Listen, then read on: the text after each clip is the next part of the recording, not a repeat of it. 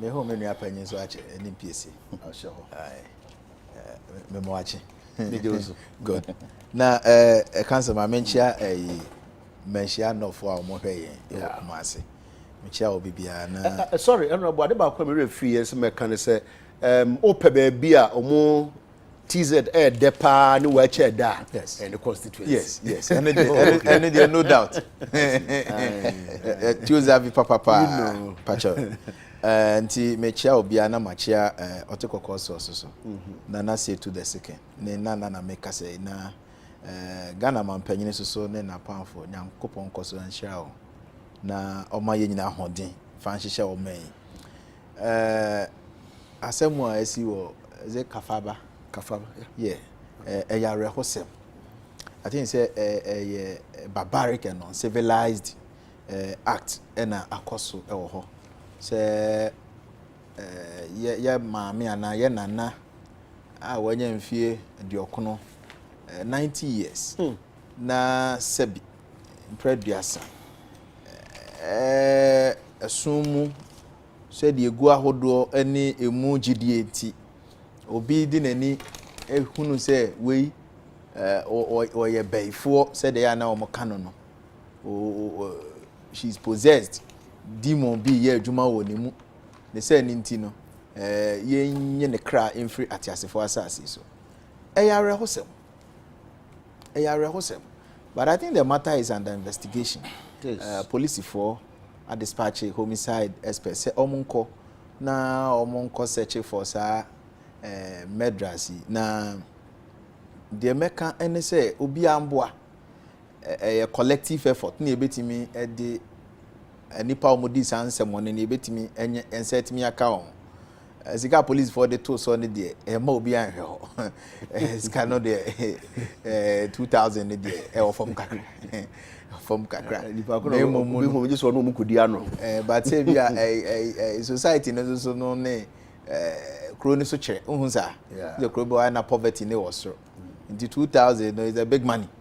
obi so betimi agina so but enye sika no ase I find say me tinkra ha say na minimum also mo happen I also mutum but in on the more serious note we your mind bapananka wa ankoji sika mpo a sa na me pese yantwe agency so because na onze nkrofo bebre kase o na sika no kra nhye kran se de copy na me say say nya sa na ye kasa police for boa ye ne so ye boa omo ne ye boa oman no enti obi anfa ne ho nhyem traditional authorities e oho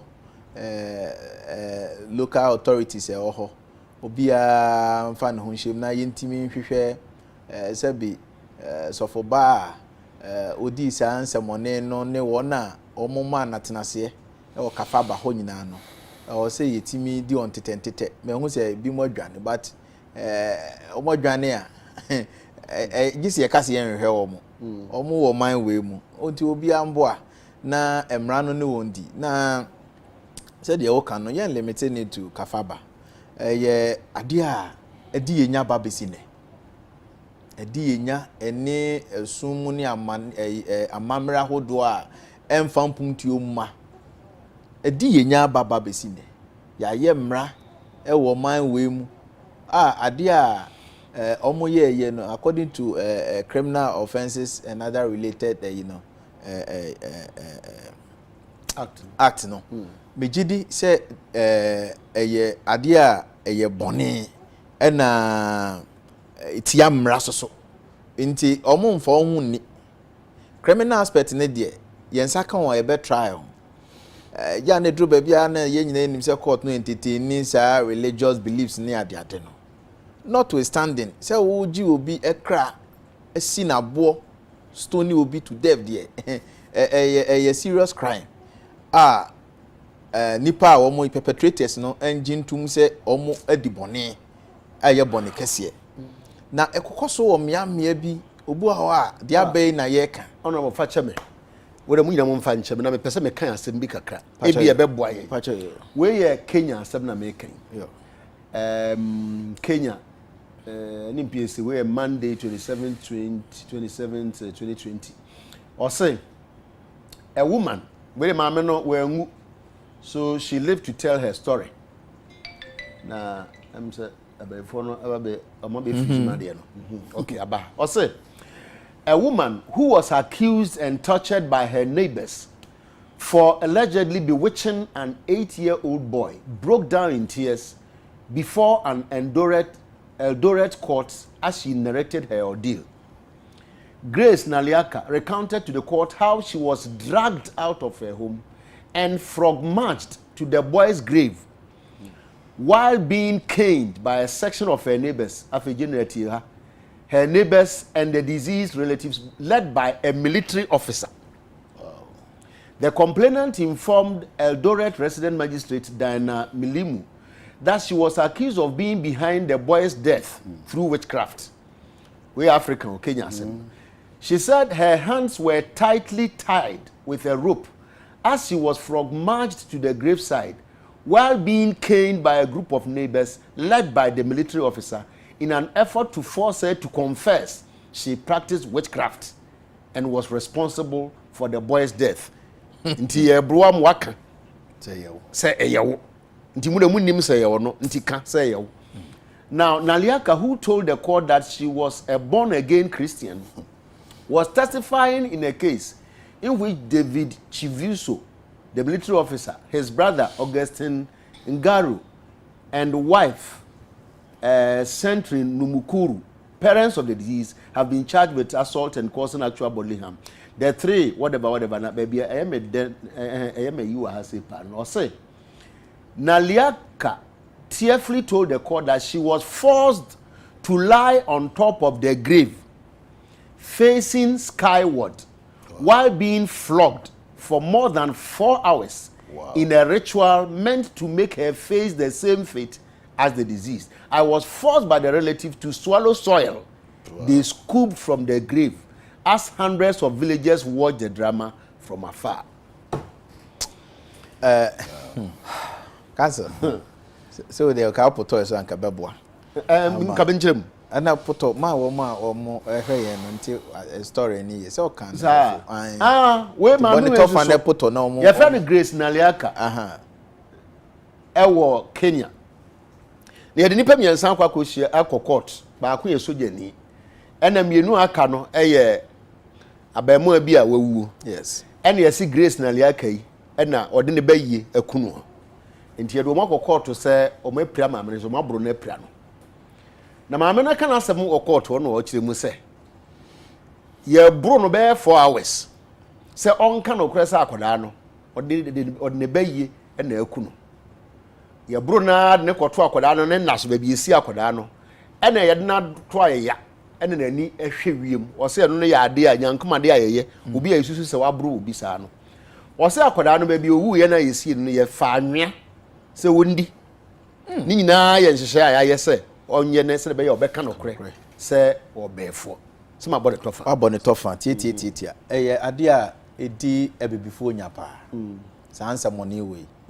na senke yese chere mo adam for na menhwe osuban meboa na beifo so nanim ne yonko beifo edi kafa bade si priestess no so won so ye be Felina so e beifo and I want the meje do no so e beifo but na ye omo campaign until say ade we ya kan ho ase especially northern part of Ghana. Sir, which crowd violence related issues no a cause there be to extend say is it Gambaga witchcraft? Yes. Na a multitude ne nkwada ne huna mane ho ene menopause kwa na bechiwa yesi bayi. Yeah. Say enyini na wo benyina na wani befra yesi bayi. Say hu na wani mu nyefa yesi bayi. Asem bayi ni. Ama ya condemn ya yemra nyina de atia sabi sa ade a eye barbaric eye ade a one emfampum tio ma eye tetensem sabi nyansa bi anim na ye de ato ye nua so obu nua se onka nokre na ti e bro no mom na be ma na ka nokre se wo wani na momu no ufi say wo be the ordinary film ya na ordinary film no any say it's like acting under duress sa wo bro na e kana o say me ka na waja say me before say yes obi sa ye ne sa no okeka kan ne mo ku mo de obi a nipa kro no ba wi ase kra nsa no ba kra so ne ku no say mo se me nkeka okeka ya o de tu so no say wo de ku Yesu ono no ku Yesu afi na o say Yesu we kra bi Yesu wo no nim ho bi afi no say afi o say na adwene za anye I mean what kind of lifestyle is this etino a condemnable actor e o say ye nyina ye gitum na ye nsoso so e wo man we mu enye etitu abibrem edi ye nya che edi ye nya enne se bi de enimdi akwa kodru no e wo say ye koye nim na ye jai say mehwe wanimu a wanim kane kra de omo na omo ye lefties o study criminology obe hu say omo starting say de bia na evolve say obi o left kra no na say ne za ha no eno so at that time no say we are left there na what the to okra ho on say oh you so left okra left south pole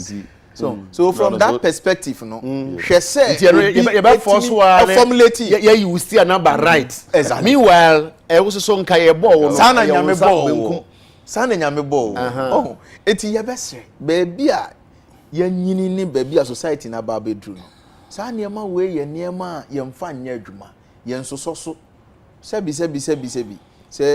wo ani na obi ye baifu a bayi no nipa no ye be se bayi de ye de se niema so mo de me che no e na de otwe se kan so no owu se kan ya no eti nipa na wo se wo no de no so ye baifu no so de bayi be se niema bayi na sa be se no baden hye wo nsem se wo be se no ya nhwe niema bi ya ye betimi ama general injustice mamen kan sem bi amere ya ho me hwe Gambaga witch camp no yes ti asem we say some of the women in the camp haven't themselves been accused just say binimo ho a omo camp ho a omo no ye nkan so mo ya baifo yes but have chosen to be there to look after relatives nti oro de ye nkan so ye baifo na emom no okọ so okọ akọhwe ebi ane maame ana ne busua na won accuse so ye just to waste your life because somebody has been accused. Yes, in a productive time. A young woman accused my mother of causing her illness, but she had nothing to do with it, said Aishetu Ishaku, a large, friendly woman who has been in the camp with her partially sighted mother for 5 years. 5 years, it means a degree. Yeah. Yes. What they say, because we'll be say, Yare, when she was sent here, I decided to accompany her as she needed me, and I would have been accused next anyway. That is the kind of feeling. Say, very pathetic.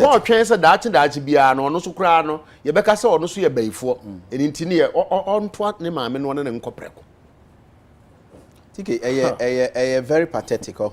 Na eya ni mo ya sebi wo hwe ka suku abai na nimdi aye nyan die enko se sa abre ya free sa tebia ne ho kra eso ene ne nyina nipa no bi adwene kra wo mo no eya adwene nya progressive akwada no a waja na daje nyina productive time e wo so otimi de bibi e de boa ne ho na boa busua na boa oman no yesi onko na onko hwe obi a ya accuse no se woye witch ne say ninti no school abono yeah adwuma wo se wo ya onya enye e na ote ho na yedi wei ebobra yedi wei echichiri kro yedi wei ehihye man enti ye besere atemwe no ade anim guase amma ye internationally chese ye ya na accuse ye especially ba Africa ha honorable or say it is even believed that women who achieve success without the help of a man must have done so by resorting to witchcraft. In the camp, I spoke with Asara Azindu, a confident and cheerful woman in her 50s. She had been a successful independent businesswoman before she was accused following an outbreak of meningitis. Her conspicuously plump figure, compared to others in the camp, attested to her previous affluence. However, her assured manner evaporated when she told me her story. I was living away from my husband in Gushiegu and was accused along with other women of causing a sickness. I had to come to Gambaga for my own safety, but lost my house, my possessions, and business. Council. Yentime nkase all is well as people. Say oman no fa baby nipa no bi ebi mu do mo fa tete ye ne niam atise mu dia ene na your problem. Ye besere egu oman ne hu fi ache egu ye nimu ase ache. There was a time because me call international conference bi. Na ebi before me call Zanzibar. Na ebi before ye wo ho no. Ohe nsem na abrofo no kanya omo chese ye de chese ewiase ne to so ba miensa o ya dwene kura yen bayi bibia e bayi bibia e bayi oba wa ye adwuma nya sika oni kunenti na abrantie bi ka se chese wo de bayi ne nya abrantie bi ka se broni de o de nadwene ya de technology correct bibini de nadwene ya de witchcraft na yo memu ha say na ye wura supermarket ne ekoto biscuit sabi mpaye kura ye mobi ba de ye no hunsu empi ho esi obi anim hwe yes na koto mpaye ye betutu ahunfia aduane mu ansa na ya tibi akoya no ai se yes se aduane no eno na ya mo se abefu aduane eti abrapensa akoto da so tutu ahunfia aduane such a rich food e che se enso broni biscuit de ye fakura ye mompa ye ne anything foreign ye papa. Oh my goodness. Orientation ye nya no and that is more suicidal. Very. Say ye betina oman mu na ya dwene a ye kura ye e wo se ye progressive ye timi ko ye nim bibia ye bia na attribute to technology na etimi bia ye nya critical mind no ye de bi ya narrow bibia to bayi look ye wo mra trocosi system ye nyina ye nim e wo mu se Ghana ha ya yemra o yes ade na they say no I think it's a first degree felony so the meche no initially no na ye miemu punishment ni mu yi but say ni de utomu a female genital FGM mutilation genital mutilation sebi oba ema tweti atwa ne ade eti amra so ba wo be kombo mu no enkrofo bi hihye mu enani na enyina ni bie na ba no sela wo mo de ema ya ne efasa tebia ni okokan yese culture nti na ohena wo kro ni mu no kamia yese ababa wa bia besisuo bia age se ohena fa taste so de meche otiani ansa na ya pacify wanzana sebi do amamranti aka and sani ma we nyina hihye enkron kitinkiti bi mu a ekoso enti ye bese ye ma no nye kafaba die nko ye condemn die ekoso wo bia oman we mu Africa ha even across the globe say ade we ye ade a enfam pumtio ma etwe pumtio ka echi honorable facha me ye nua binom di kan ba se na nka de me ye nyibiem ba onim me so I hold a different view the na sometimes me you say I want society to be shocked so that ye nyina ye behunu ne ye edinti ne ya na sometimes ne ye no kama me ne ho odin o 90 years kwa ne ho odin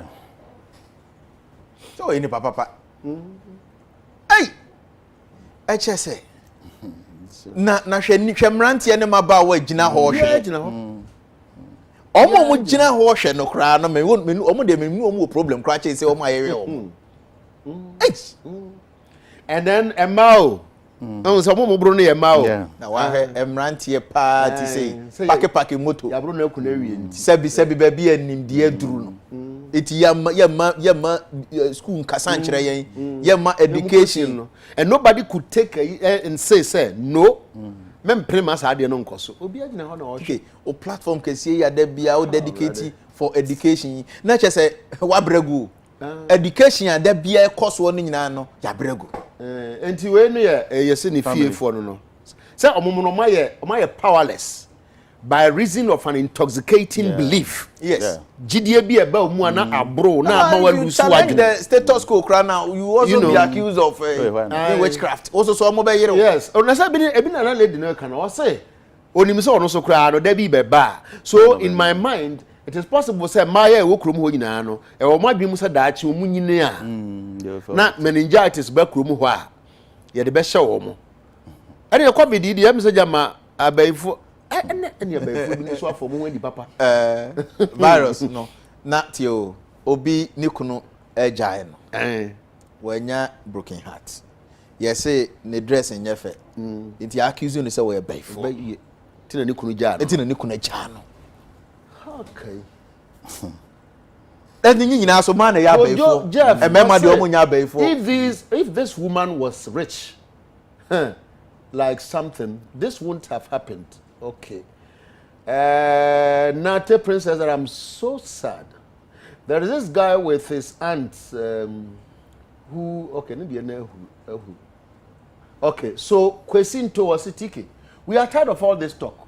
What is the law doing about this woman? Okay.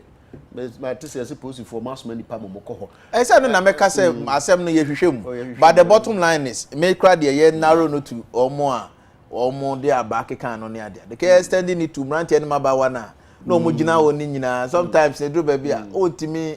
can say sebi en lashing crofo but the bottom line is e o say omo nyina na yetimi reprimand omo the entire town no say ne be ya honorable I mean sometimes we ni na me ya fi Jesus no o gina ho ne yakofa ma me bi ba ye say ma me no e dwamanfo na me ni me say dwaman ni pe ba konkon atimi ko gina ne ba bi no obo na dwaman ni stone no na ye ja mema no ja mema ne ho omo so omo ko chi no so pe oronko ana na ye na when yanya ho video na woni mmere wa wo makun wo ana Jesus bi sa omo say mumunne ose onye bone da no ondi kan no mfa bo no ensi no